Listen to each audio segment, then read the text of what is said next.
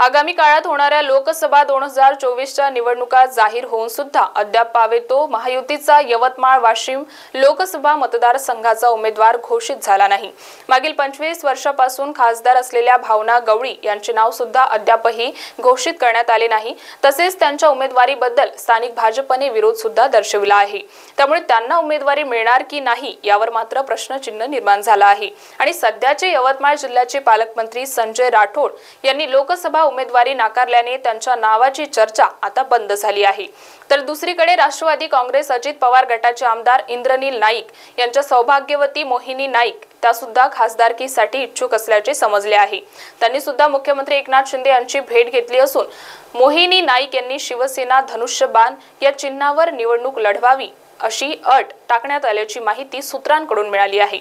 आता मोहिनी नाईक ह्या शिवसेना शिंदे गटाकडून धनुष्यबाण या चिन्हावर निवडणूक लढवणार का? आमदार इंद्रनील नाईक हे राष्ट्रवादी काँग्रेस अजित पवार गटात तर त्यांच्या सौभाग्यवती शिंदे गटात असे पाहावयास मिळणार का? भावना गवळी यांना उमेदवारी मिळाल्यास स्थानिक भाजपा भावना गवळीचा प्रचार करणार का? भावना गवळी यांना उमेदवारी न मिळाल्यास त्या अपक्ष निवडणूक लढवणार का?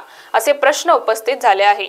विशेष बाब म्हणजे आमदार इंद्रनील नाईक यांचे बंधू ययाती नाईक यांनी स्पष्टपणे शिवसेना ठाकरे गट यांचे लोकसभेचे उमेदवार संजय देशमुख यांना पाठिंबा दिला आहे। तर आता होणारी निवडणूक हे बघणे योग्य राहील हे मात्र निश्चित। महाराष्ट्र टीव्ही 24 साठी शेख फिरोज गनी, इसापूर धरण, पुसद।